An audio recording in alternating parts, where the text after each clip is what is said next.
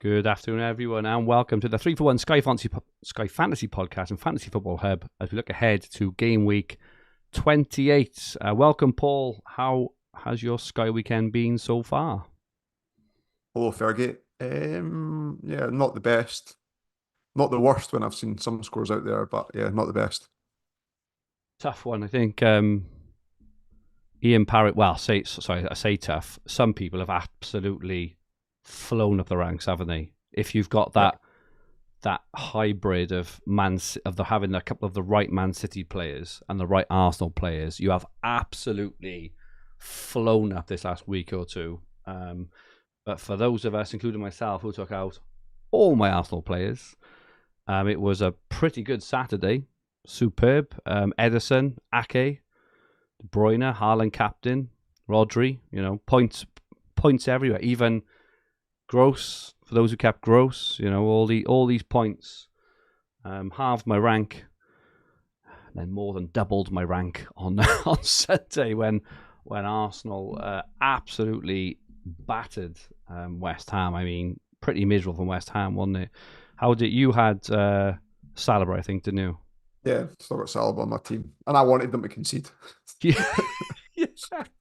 Yeah, a tough week for some, but very well played to those who've got the hybrid. Looking at some of the chat in the Fantasy Football Hub WhatsApp chats, there have been some incredible scores, some incredible rises. I think it was Phil Speck had, I think he had Raya, Saliba. This is six Arsenal or something. Yeah, but it wasn't just 6 Arsenal, it was the 6. It was like Raya, Saliba, Gabriel, and White. So goal, assist, and all clean sheets, and all passing bonus. I'm sure he had like Saka and Rice as well, or something ridiculous. Got nearly, or maybe even over 100 points off his Arsenal players alone. That is absolutely insane. So very well played, Phil, and really well played to everyone else who's had such a good game week. But tough one for us. But actually, thinking about it, started the week on rank 6, I think 620 or something.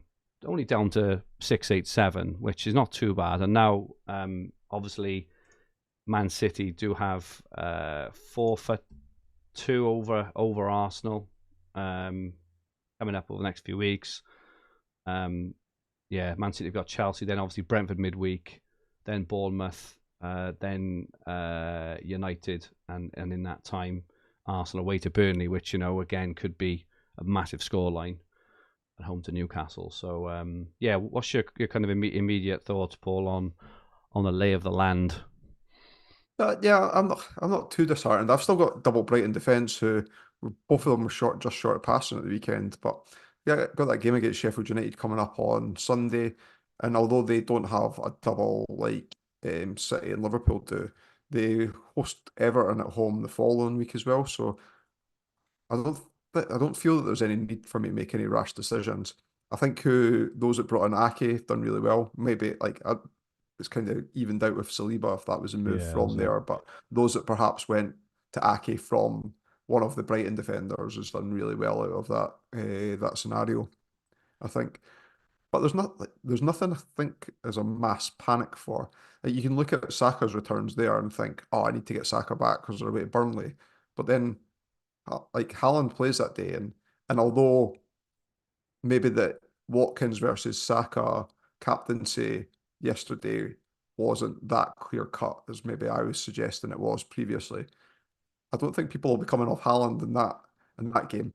Then the following week, when Arsenal are home to Newcastle, Man City play Bournemouth, so Haaland again is going to be captain that day. So I don't feel the need to knee-jerk Saka back in, knowing that his effective ownership isn't going to be much beyond what his actual ownership is anyway.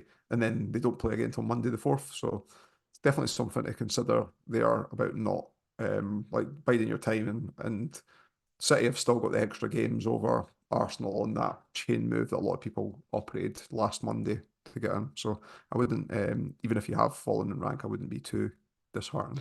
Yeah, the captaincy there is obviously definitely kind of mitigates any sort of disaster, doesn't it? Like I say, even though obviously I went in. Well, I say I went all in. I think I've got 5 Man City. They performed well enough to more than cover an absolute masterclass from from Arsenal, but that was part of the decision of taking out Saka. Was that Yep.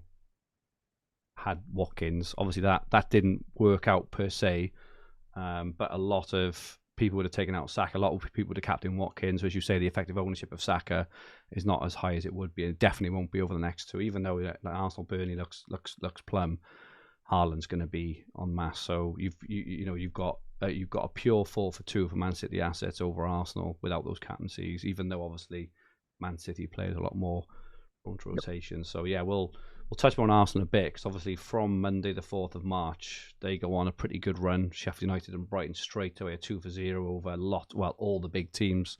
It could be there could be some massive movement there, and there's the potential. Obviously, by that point, we'll know the FA Cup 5th round results, and the kind of lay of the land will be a lot clearer in terms of what that means for any potential 3-for-1s, 4-for-1s at that point as well. This is good. This is good for the game because Absolutely. there was a lot of murmurings on Twitter or X when it came overhaul time about everyone having the same overhaul team and overhaul kills the game.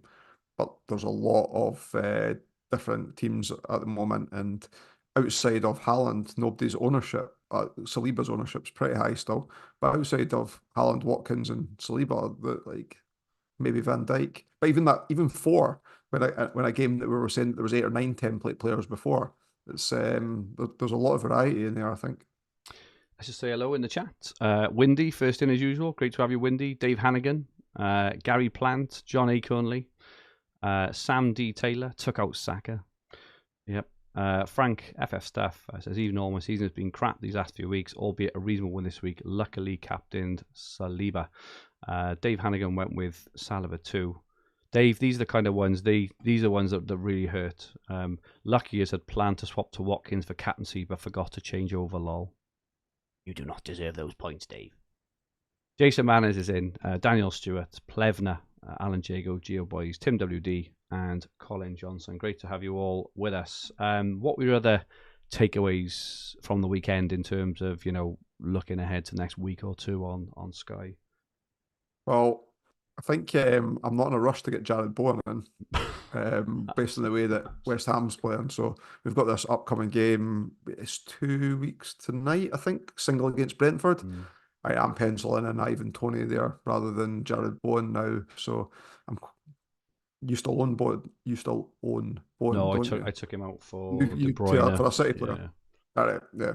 Because a lot of people that would have moved on to Bowen at that same night that you did will be pretty frustrated, I think, and will. And I don't know that they'll want to hold them all the way through to that point just to cover off that single when we know that Brentford's got like the volume of fixtures thereafter. Well, even up until that point, so West Ham only play once again to that point, but Man City play 3 times. Palace, play 3 times, and everyone else plays twice. So yeah, he's not looking good, is he? He's not sure if it's forcing a transfer. Probably, I don't know. I'd be tempted to get rid. He just doesn't look like the best option on the night. Tony, I think Tony's effective ownership on that night is going to be incredibly high. So you'd be holding him just to basically probably bring in Tony as well. What's the point? Yep. Just move on. Yep. Solanke, I'm pretty happy that I got rid of Solanke. There was going to be a point in time when his ownership is going to be extremely high again. We know they've got that single against Luton. There's a nice jump on point against Burnley as well. But I'm pretty happy that I'm not holding in the short term. I think there's better players with better fixtures in there.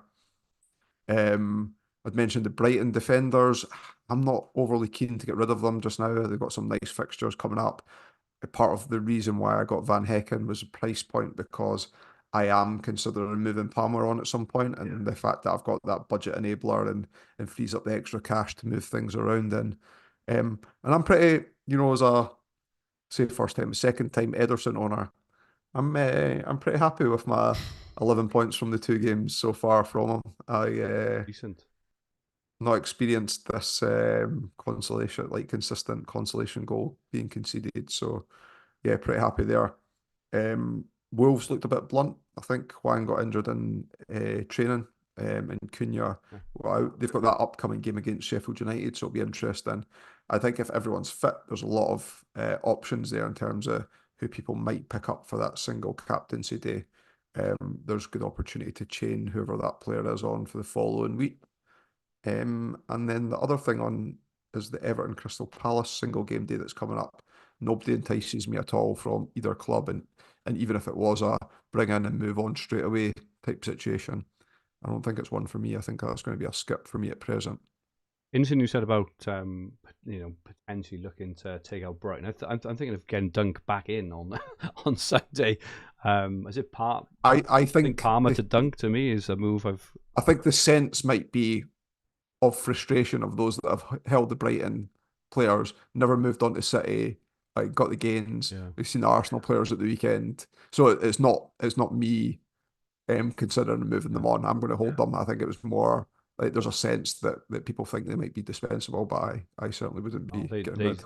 Those next 4 games, Sheffield United, Everton, Fulham, and Forest, they're really good games. They're 4 for 2s everywhere you look, and they should be absolutely nailed for passing in those games. You only need they're really good defensive fixtures as well. So I think those 4 games are really good. Armour to Dunk is what I'm currently eyeing up for next Monday. I say this, I haven't worked out yet, obviously, what I'm doing personally yet with the Everton and Palace game. I've got Solanke as well, but if I want Tony, I can't hold on to Solanke for Burnley, Sheffield United, and Luton, and probably have Tony because I'm not getting rid of Haaland, and Villa have nice fixtures in that little period as well. Oh yeah, that's an interesting one on those forward spots It because it's is. 4-3 now, right? It is because we've got Villa go Fulham next weekend, but then they're home to Forest, away to Luton, right in that period where you'd be holding on to Solanke and you're going to want Tony as well. So I think it's going to be some very intricate things with the forward move. I think that's one of the biggest things, isn't it? With planning, it's not even looking at cost, even though it's math important, structure as well. You've got to make sure you don't pen yourself in. So yeah, definitely some planning needed there. Thanks everyone for all your questions. We've tried to kind of stick in the most. We had quite a few around Palmer, so I already mentioned I think I'm getting rid of Palmer after next week. Just those who haven't seen here on this graphic from FF stuff. Chelsea only play once in between Saturday the 17th of February and Monday the 11th of March, which is a massive gap due to the FA Cup 5th round. So Palmer's not going to be needed. He's not even going to be needed for captaincy in the one game they play. And that's that. Yeah, and that was also one of the reasons why I went for Van Heck as well. Is the funds. But I'm thinking of going back to Dunk, who plays 4 times. It's a 4-for-1 that Brighton over Chelsea. Well, the beauty of the way that you've set this up is that the end of Brighton's good run comes the day before you would get back to Palmer go back anyway. To Palmer, exactly, yeah. This is it. What are your thoughts on Palmer? Yeah, exactly the same as what you've highlighted there. I think that he's so I'll probably hold him for this Saturday, and then I'll be considering who to move him on to. I've already got the double Brighton defence, so I might need to think out the box a little bit in terms of who I go for. You've got Gross. I've got Gross, so yeah. Okay. I didn't move on to as many City players as I think you did. Maybe it was 1 short or 2 short of you. You said you've still got Solanke as well. Yeah. Our teams will look pretty different at the moment, I think. So yeah, I need to have a think about who I'm going to move on to. And after just saying that I wouldn't, maybe there's an opportunity for me to go to another City player then. And after just saying that I wasn't going to cover off the Everton Crystal Palace game, maybe my Palmer move is onto one of those and then chain it on that way if I can't find someone that's cheap enough. Alternatively, Garnacho on the Sunday is someone, whilst I don't necessarily think it's a great Sky asset, just for the sake of the fixture volume and getting the extra games in there, that might be a move that I'd consider. I mean, just as a straight 4-for-1, including captaincy, Everton, Everton and Palace. I'm not sure who you'd choose from Palace, but just a straight 4-for-1 there. A 5-for-1 including captaincy, absolute no-brainer. Well, what I'd consider doing in that instance is move on to a player from one of those two teams and then move that player straight on to a Wolves asset on the following Sunday, to cover off that game. Again, hold them for a couple of games and then move on to Solanke potentially Yeah, the due following to the Sunday. way that the spacing in, with the game days is, you can be so intricate, can't you? There's just so Yeah. many opportunities to move and even make small gains. Even like a 2-0 with a captaincy and then move straight on, as you say, which can help your structure, help your budget as well. But what I tend to do is have like the daisy chain moves on, but moving one player in to move another player out of my team Yeah, on. Whereas in this instance, it might be a completely revolving one spot in the team. Palmer to the asset from Crystal Palace Everton onto the Wolves asset, and then that position straight onto Solanke as well, and then just retaining the rest of the structure of the team. It's something I hadn't even thought about until looking at it in front of me yeah. there. So Because it's the Everton Palace game immediately like stinks of like skip, but if I'm getting 3 games out of the one transfer, knowing that I was going to make that transfer the following Sunday anyway, exactly. then it certainly might be something I consider. Yeah. Like someone like Harrison, maybe I think maybe it would be, without looking at underlying stats, might be a consideration. Yeah, we may as well touch on that match quickly. What would your top 3 picks be for that game? Put you on the spot. Even even even if Eze was back, the fact that Elise's not back, I'd be reluctant to go. I'd be reluctant to go a Palace player, and nobody else sticks out. I do like the thought of, if I hadn't went Ederson, I certainly would consider the rotating keeper Yeah, I situation. completely agree with Bringing that. bringing Pickford, and then even moving on is Jose Sa, for Wolves could be something, and then move back on to Ederson at that point, or another keeper that I'd want longer term. So I'd maybe go Pickford. As I say, I drew Harrison there. I just got that. Was it you? No, I think it was Mark Edwardy. I'm thinking way back, old podcasts, in a conversation about, I like a guy that's scored a hat trick in the Premier League before, and Harrison has. So Oh wow, I okay. clawing onto that thought. I think it was Charlie Austin was maybe the example that Mm. he used in that conversation. But yeah, Calvert-Lewin and Harrison probably the other two that I'd consider along with Pickford. Looking at Garnacho as well. Man United they have turned a corner. I think they've also got some stunning fixtures coming up. Started on Sunday actually. We just maybe mentioned about going on to Dunk, but United away to Luton, home to Fulham. Okay. Away to Man City, and then home to Everton, home to Sheffield United, away to Brighton, and they've got like six fixtures in that period, and they've got this 4. We're just talking about in between Sunday the 18th of February and Saturday the 9th of March. They've got a 4-1 over Chelsea, 4-1 over Tottenham, 4-2 over West Ham. Really, really nice run there. They seem to have turned the corner. Any interest in those? I know with the price of Garnacho. Hoylands, you It's just only can't fit Hoyland in, can you? I suppose. on like we just talked about the forward spots. I would Onana maybe if you're doing that rotating Yeah, keeper good show. situation and you landed upon him. So, But I think Garnacho at 7.5. I think it's like 14 games in a row that he started in Premier yeah. League now, so it's definitely his spot. Um, his scores are like, he's very, very streaky. Mm. That prime example, what we used to discuss at the 8 million bracket, where it's 2-2-2, 15, Yeah. 2-2-2, 15. So even if you read it just now, 4, 16, 1, 2, 4, 16, 2, 2, 2, 2, 2, 4, 8. So yeah, he could be an option instead of me doing that Everton move, instead just going straight to Garnacho and then not messing about with it, and then perhaps move someone else onto the Wolves asset, just considering. Son and Salah are, well, Son's back. Salah may be back in the next week. He'll probably be eased in, I'm guessing. And obviously they do have the Carabao Cup final on the weekend of, is it Saturday the 24th? So I'm personally not interested for the next week anyway. Away to Brentford, home to Luton. He hasn't played a minute yet. He's been injured for like a month now. also. So I think it's going to be very much kind of Haaland-esque, where he's kind of eased in again. I haven't got any interest definitely before Saturday the 2nd of March. Have you got any interest in Salah yet? You ever seen the movie Step Brothers? It's like, I've had a sore month, a sore throat for a month Oh, and a half. That's what he said. yeah. No, I don't have any immediate thoughts of bringing them in. Especially with that blank, like you'd mentioned there. I don't think that there was any consideration for me. Um, this is like where we always play the game where you try and get the fixture gain right, and we always think of it isolated to game weeks, or that's certainly the way that I think of it.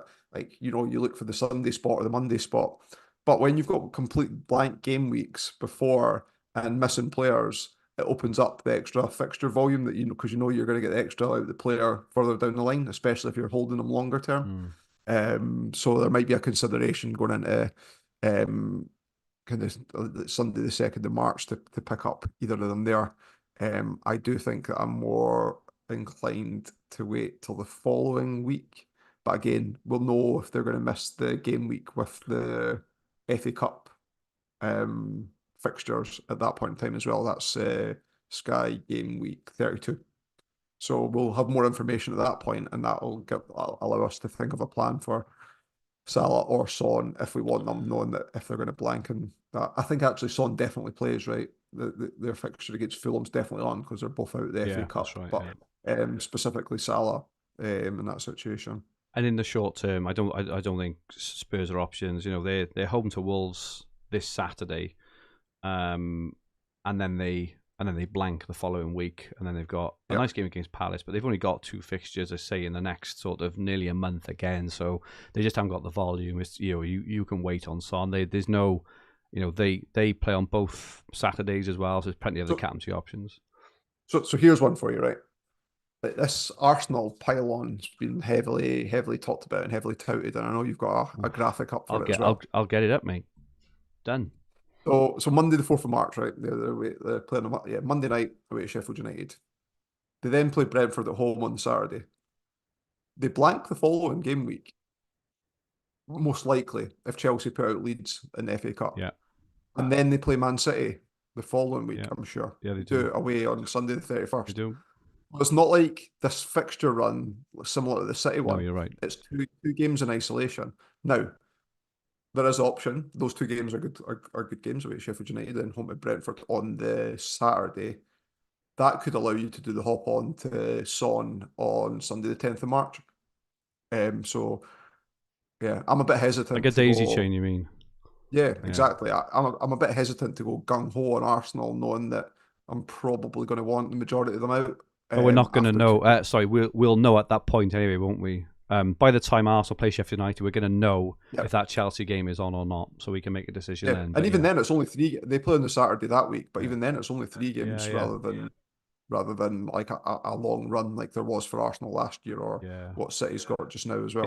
It's a 3-for-1, including the Chelsea game, and then like a pure 3-for-1, and then a 5-for-3, which is neither here or there. But there's some thoughts on getting 5 or 6 Arsenal players, so that's 5 or 6 transfers plus 5 or 6 transfers to take them out again.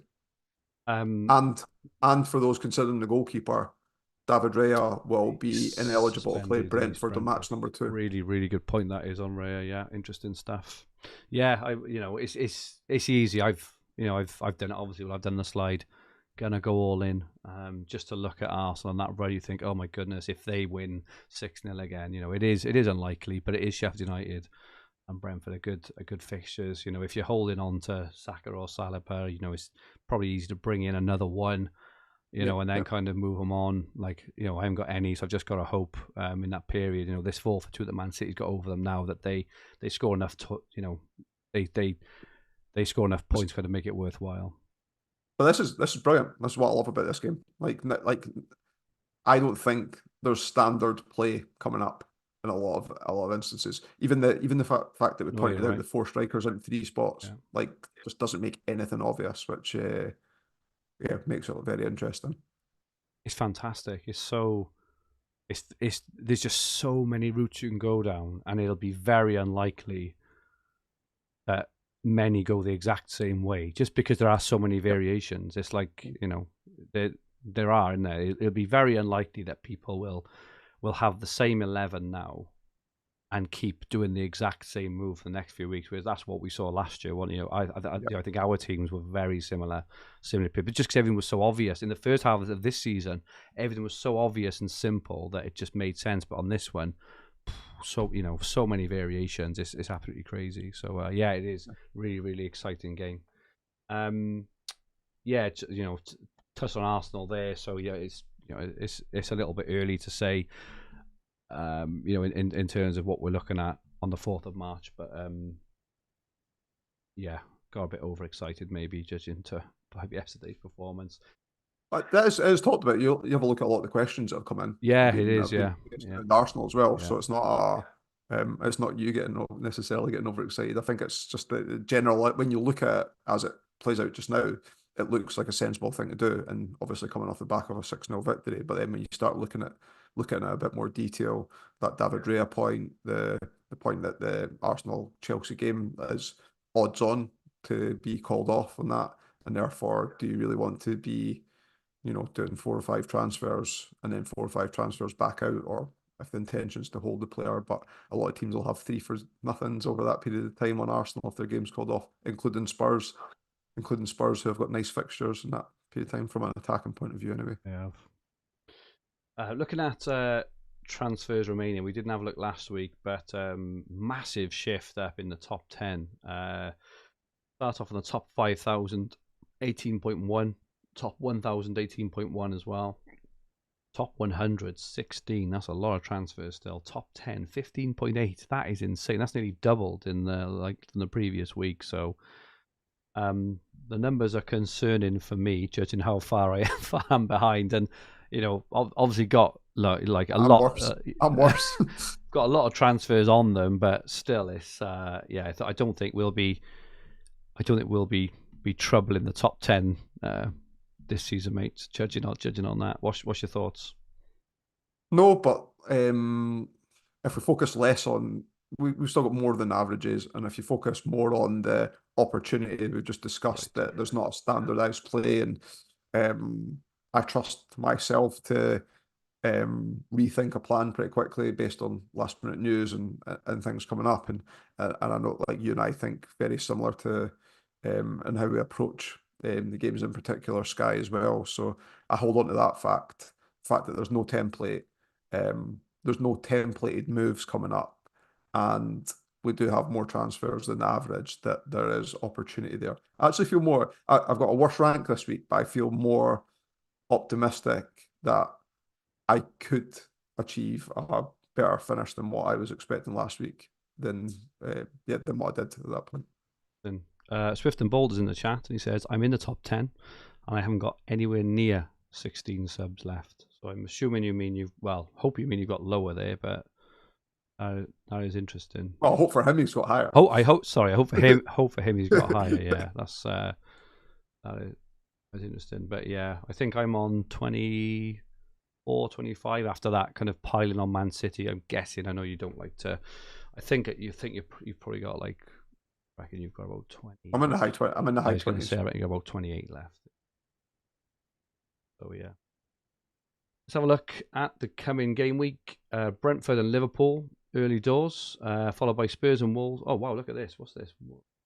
Games again on Saturday. Brilliant. Spurs and Wolves, Forest and West Ham, Newcastle, Bournemouth, Fulham, Villa, Burnley, Arsenal, and then Man City and Chelsea. Probably a quiet day in terms of transfers and differential captains. Haaland captain, no real obvious transfer opportunity there, I don't think. Pretty straightforward for me.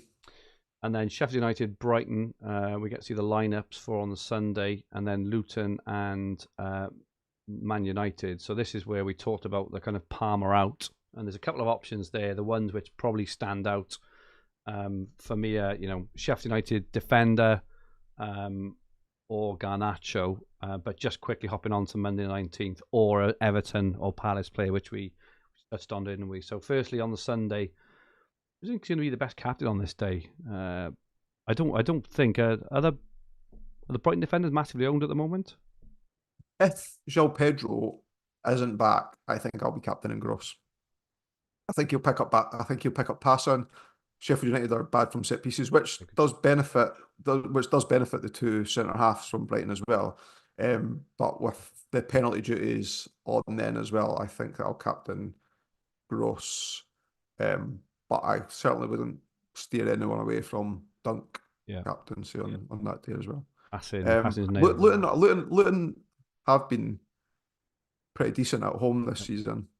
In general, I know last week against Sheffield United wasn't particularly great from a defensive point of view. There just doesn't seem that much space for someone like Garnacho to expose. Again, I could be wrong, but I certainly wouldn't, again, steer you away from moving on Palmer onto Garnacho as well. But Gross for me, I think, is captain. It's going to be difficult to step away from a captain on the Everton and Palace game, I think, just because we're getting to that stage of the season now, aren't we? I think where we're getting to we're kind of easing towards the final third of the season, and you're kind of looking for any opportunity just to get a few more points on the board.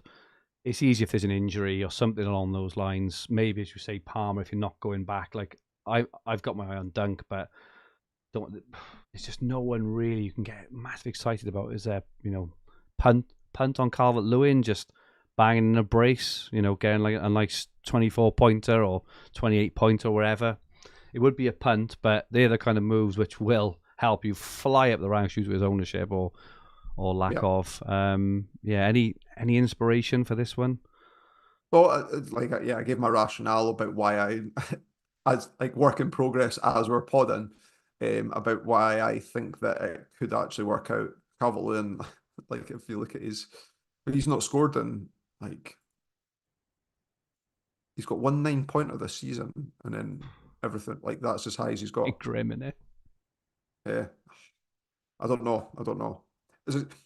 My view is that whoever I'd be bringing in, if I brought someone in, would be leaving the following week as well. I do think that the fact that Palmer's coming out anyway, based on the run of fixtures that they've got, them having a nice spot to get back onto him later on down the line from a Brighton player, of which I've got 3 already. The kind of stars align for me almost in that sense of picking up someone from that game. And you're right, if Calvert-Lewin plays, I think that he might be for me, but I'm not expecting big things from it. Man City Brentford on Tuesday. For all those who are, jumped in on Man City, they're going to be we are going to be hoping for a nice sort of like a 3-0 win or something like that. I probably think it's too. There's still an argument to bring in City players. I was thinking that only because they don't blank in that League Cup final rearranged game. So City have still got extra players at that point. Like I don't have Foden. Would it be sensible to go Foden there? I wouldn't discount it. Like if you looked in that in isolation and you're not looking at the history of what's happened over the last couple of weeks, like you'd probably look at that game and think, all right, there's still gains to be made here. Yeah, fair. Yeah.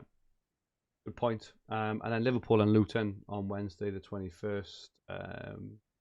Not masses of Liverpool ownership around, is there? Apart from maybe Van Dijk. Certainly not, certainly not the forwards, what we're kind of used to in terms of, historically Salah and, and other players. Is there an opportunity there? I'm just looking there. They've got 2. I think Jota's the one if you're going for anyone, but then I based on most owning Van Dijk. But then they've got they don't play, so you're only basically bringing them in for one week and for one game, and you probably shift on. This is it. It's not even like a 2-for-0 over anyone. There's not even like a daisy chain there, so it's not massively exciting, is it? But again, it's those who are looking for opportunities. Go on to Calvert-Lewin, go on to Jota, and then go off to who you want, and you just never know. This is.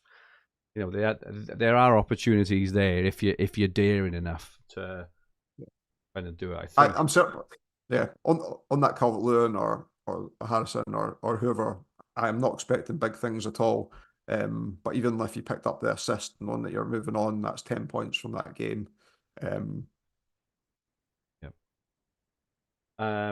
Okay, good stuff. I think we went through the majority of the questions. Interesting comment from Ian Parry, who said at the start about is this the swingiest game week ever? It's pretty crazy. And I think for me personally, I know this happened with you as well, Paul, wasn't it? There was that Liverpool Sunday yesterday when did Salah get, was it 2 goals and 2 assists, which was like a very, very painful one for non-owners last year. And he still went on and won it from that. So yeah, I'm a bit down in the dumps, but actually, again, it just proves. And I think, I think it was Liam said years ago with when he won, you can't hit them all. You can't hit everything, can you? So as long as you he missed the Aubameyang, Paul. I think it was a hat trick or something like that, right? Against Norwich, season. I think it was. I think he missed a couple of other things as well. And yeah, as you say, you just have to keep plugging on and doing things the right way, don't you? Yeah, you make reference that it's not in this situation, not in this scenario, but you can apply it to this. You made your transfers a week before and got your boost straight off with right. City players, and then you're just like, so this catch up, if you like, on the fixtures there. So it feels bad at the time because you want it on both sides, and you've made an educated gamble, and it looked like it had paid off significantly, and now it's leveled out. But yep, agree. Cool. Final question, Paul, from me to you. We're going to do what's your favourite again this week, and I want to know what is your favourite takeaway. And I want detail. From the Scot on the fish and chip shop that fish is like the 10th most popular item on it. Yeah, exactly. What was your favourite takeaway? If you were having like, I don't know, if you were to choose, what would your ideal takeaway be? Let us know in the chat what yours is. Well, I'm interested. Oh, we've got a Japanese place near us, and I like getting ramen from there, especially because it suits like you and I do keto or variations of keto diet now and again when we know that we need to perhaps remove a couple of Christmas pounds. But ramen's like, because it's soup based, and so it doesn't. I don't need to be on keto or any type of diet when I'm trying that as well. I think that's fantastic. So yeah, I'd go with. I don't know. Does it sound posh that I say Japanese as a little bit, mate? I gotta be honest. I was thinking. We're thinking of like in terms of options. There's a pretty standard. Again, it's probably kind of. In terms of like geography, but I was thinking maybe kind of Indian, Chinese, kebab, pizza. I don't know, even maybe McDonald's, KFC. Not that I expected that them to be in your top kind of 3 or 4, but I don't have a Wagamama's near me, but I guess Wagos might fit into that category more because it's franchised, right? And I know it's quite popular. But yeah, I would go Japanese. There you go. Did you know what? When I was growing up, I thought a Chinese takeaway consisted of egg fried rice, curry sauce, and poppadoms, believe it or not. And it wasn't. I know. And I cannot stand those takeaways that do multi cuisine. I am not into that. Okay. Like if it's a fish and chip, shop that does curry and stuff like that at the side. I know what you mean. There's a beautiful restaurant in Cardiff, I would say, called JCR's, and there's a couple in London called Jimmy Spices who do different foods, and they are absolutely beautiful, I would say. But anyway, back to my story. Yeah, growing up, my father used to buy us a Chinese, or what just ordinary Chinese, and it was just egg fried rice, curry sauce, and I don't know why he got poppadoms. He must have just liked them. But yeah, and it wasn't until I actually sort of grew up and moved out, and we ordered a Chinese takeaway. So I was like, "What is this? What's all this colourful stuff?" And the same with India. We never had an Indian meal kind of growing up, and then when I went to an Indian restaurant for the first time and had all that, I think Indian is my favourite. I love a good curry. I was once dating a girl from down south, and we ordered a Chinese takeaway, and she got something called OK sauce. Is that a thing, or is it like, I don't know? I've never heard of it, but it may be. Right, okay. I know certain restaurants have their kind of signature sauces. We've got a red. Where we went when you were down, they've got their like signature. It's just called red sauce, but it's some kind of chili something or other, but it's really nice. I told you the story about us having the consultants working at my place of work, and went out for some drinks afterwards, and went to the local takeaway, like fish and chip shop, and he asked for a burger supper, and it came out battered, and he's like, "Why is it battered?" And I was like, "Did you ask for it? Did you ask for it not battered?" And he's like, "No," and I was like, "Well, what do you expect?" Love that. I cannot wait to come up again. Even though the way it's going this season, you'll be coming down again to sample the delights of South Wales. More donuts over Barry Island, but yeah. In the chat, John Acornley, McDonald's chicken nuggets with milkshake, easily pleased. Gordon Hamilton's yes, get OK sauce on ribs in Greenock. And FPL Spartans, yes, Paul. My Chinese takeaway has Greenock. OK sauce. All right, maybe. I was going to say, maybe in Greenock, maybe it is. Maybe it's just I'm sheltered rather than like our country being sheltered from OK sauce. Tim says, surely a Scot would go for a deep fried chicken tikka masala. Dave Hannigan, usually a Chinese, pancake roll, beef chow mein, if Indian, puree, chili, garlic, lamb. Do you know what? I worked in India for a couple of weeks a few years ago, and curry for breakfast. It was just, oh my goodness me, it was just out of this world. I think it's because, like, you know, when you, I don't know if this kind of person, the kind of person who eats Japanese food as their main thing, but a warmed up curry the next morning just absolutely smacks the taste buds. You get like a threefold sensation of just incredible taste. And yeah, when I was in India, waking up for breakfast and having like amazing Indian curry was incredible. Curry for breakfast, lunch, and dinner, or whatever you call it, breakfast, dinner, and tea. Tim says Chinese takeaway is underrated. Sam D. Taylor says curry for me as well. Yeah, we had a curry. What do we have? We were up yours. We had we had quite a posh thing, didn't we? We went to a tapas bar, didn't we, in Edinburgh? I can't remember. What was it like? No, was it Mexican or something? Oh yeah, El Cartel, Mexican. Oh, it was Mexican. Yeah. Oh, that was what I remember. Yeah. That was lovely, to be fair. Really, really nice. Yeah. Anyway, yeah, they're all local chain. Anyway, good stuff. Thank you so much for everyone for joining us, watching and listening. Your continued support is much, much appreciated. And thank you, Paul. Where can people find you? On Twitter at Paul McAnulty1, MCANULTY. And my Twitter handle is at FF_Fergi. We've just recorded Nip and a Half podcast just before this as well. And I was very, very, very down in the dumps. So if you want a good laugh, go on to Spotify, look for Nip and a Half. I will be uploading it probably this evening, if not this evening, tomorrow morning. But if you want a good laugh, the episode will be called Wounded, because I am wounded, because in all the other formats, got battered by having no Arsenal players. It really, really hurts. So yeah, if you want a good laugh at me, get onto that, and and Paul and I will chat through our usual trials and tribulations as we compete against each other for a trip either up north or down south. If you like what you watched, please press the like button. Remember to subscribe in the bottom right-hand corner of the screen. If you enjoyed your listen, please rate the podcast versions and leave some comments. We'll be back next week to preview Sky Game Week 29. In the meantime, have a great Game Week 28, and goodbye for now.